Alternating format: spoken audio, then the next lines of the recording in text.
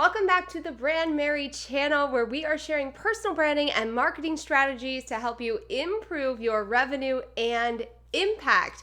I am the founder and CEO of Brandmerry.com. My name is Michelle Knight, and in today's video, I want to talk to you about the customer buying process and why you absolutely need to be paying attention to this as a marketer.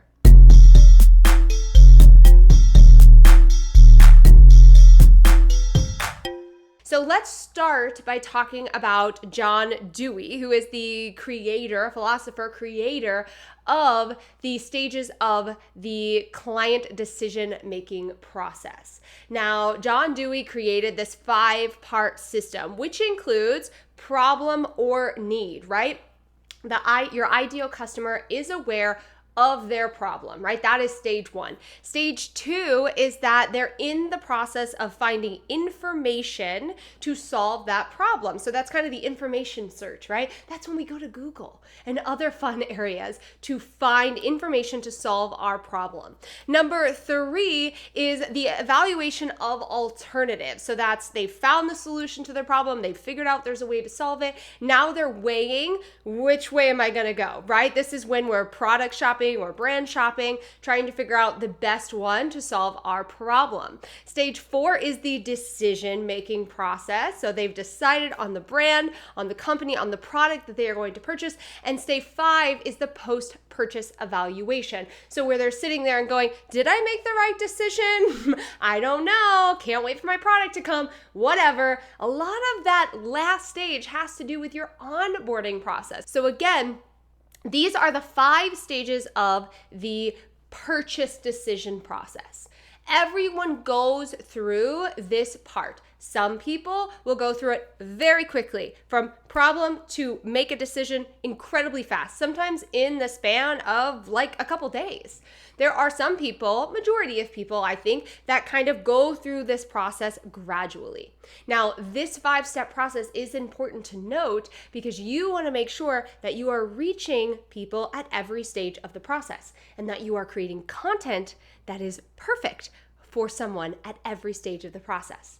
Now, I promised you a curveball, and in true Michelle fashion, I am going to share an alternative look following a very, very similar part of this 5-stage process that I relate specifically to my content. So still 5 stages, but you're going to notice there's a bit of a difference when it comes to content creation. So number 1 is that your audience, your ideal customer, isn't even aware of the specific problem.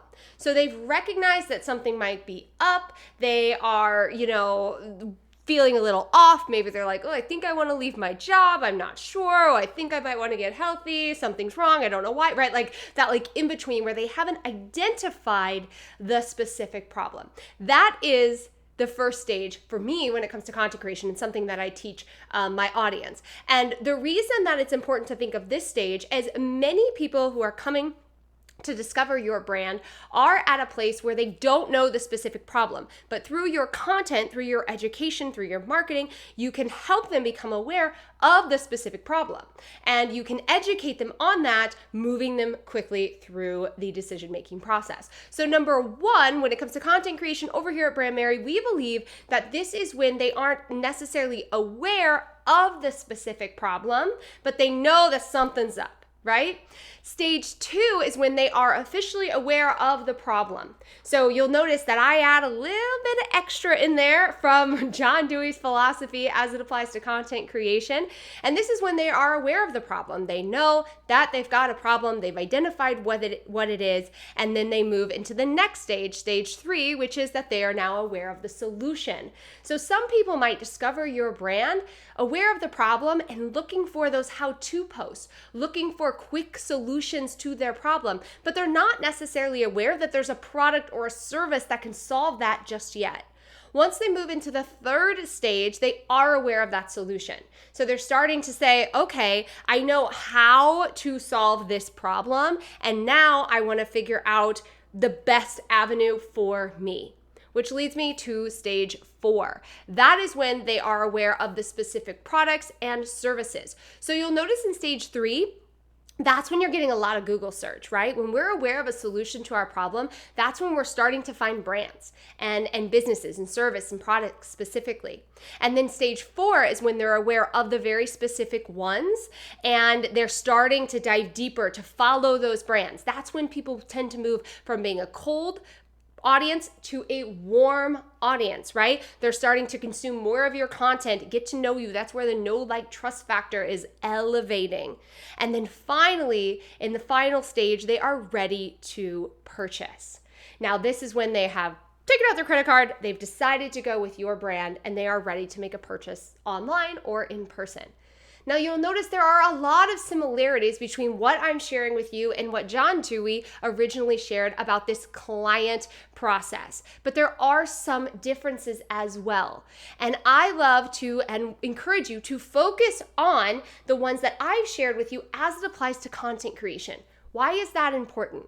Because we have to understand that sometimes people are coming and discovering our brand not fully aware of how to solve their problem. They simply have a problem and now they're seeking out answers and information. That's why, as I mentioned before, some of those how-to videos or really knowing your ideal customer and where they're at can be really helpful in coming up with titles and content to share. As somebody moves through the buying process, they're looking for specific solutions to that problem. So integrating specific solutions for your audience can be incredibly helpful as well.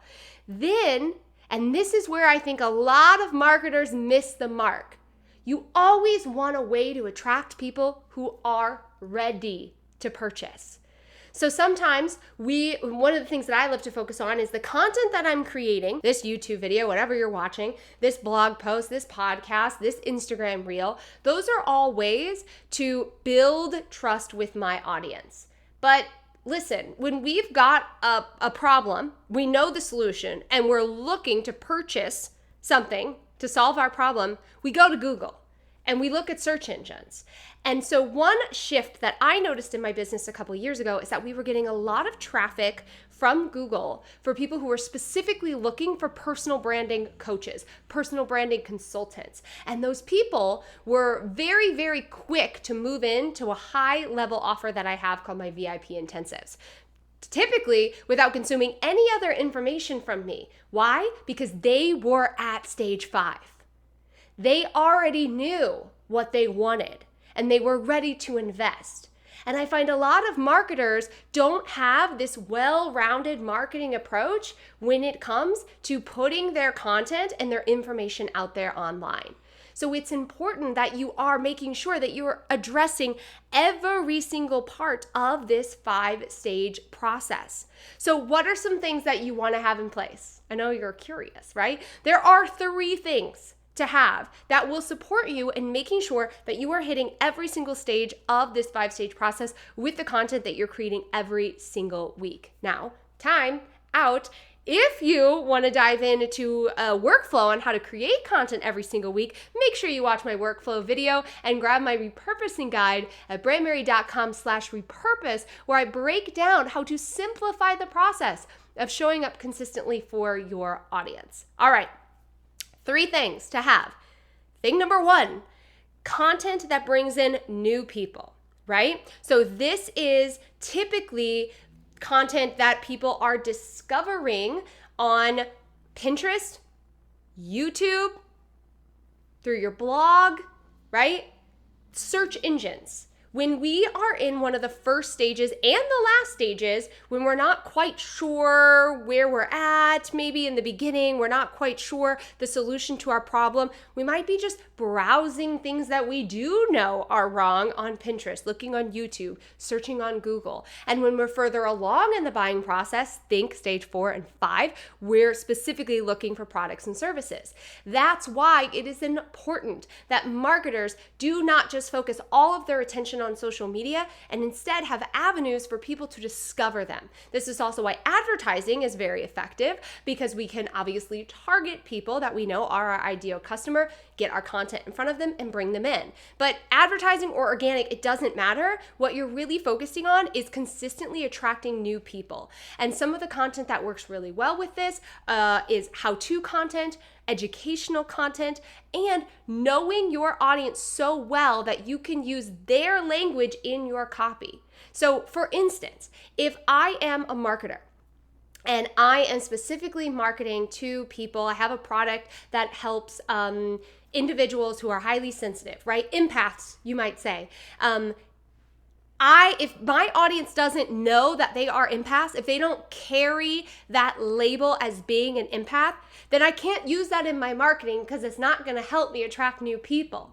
If they're at some of the beginning stages, then I want to talk about more of the feelings and the everyday things that are happening, how they're highly sensitive, how they tend to possibly be more affected by things that happen at work than maybe their colleagues, right? These are things that they've told me are happening in their day-to-day that I can use in my marketing. If I am using the term empath, but they don't know that's what they are, or they're not carrying that label, it's not going to help me bring them in. Same with perfectionism. I talk to a lot of perfectionists. In fact, many of my clients are perfectionists or recovering perfectionists, but sometimes I won't use that in all of my marketing because some of my clients don't necessarily are aware that that is something that they have, but they do know the symptoms, right? Okay, so content that brings in new people. Some of my favorite platforms for this are blogging, Pinterest, and YouTube because they are search engines. Number 2 is content that warms up your audience. This is focusing on those stages 2 through 4.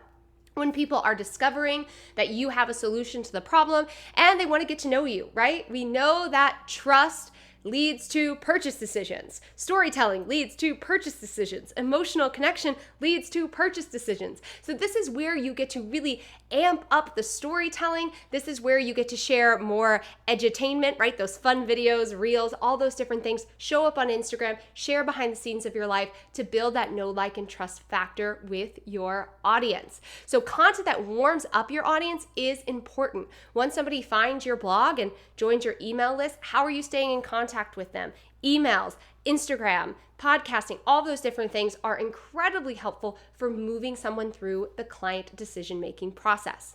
And then finally, we have the third one. And this is something that every single business needs to set up today.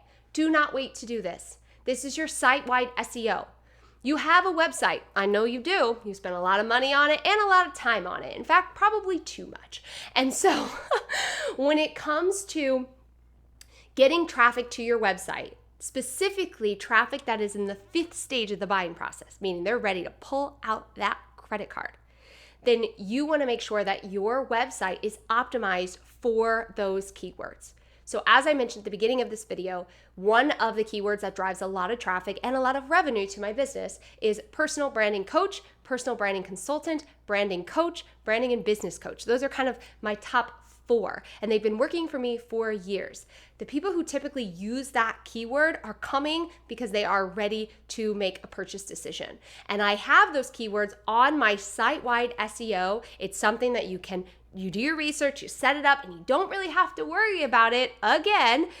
That has made the biggest difference in my business. I have a lot of resources on SEO, using SEO on your website over at the Brandmerry blog. Go to brandmerry.com/blog to check those out, but it's also something that I teach in depth inside of Brandmerry Academy. Brandmerry Academy is my membership community that teaches you how to market your business without social media. You can go to brandmerry.com/academy to learn more about that and join the waitlist to hear when doors are opening again soon.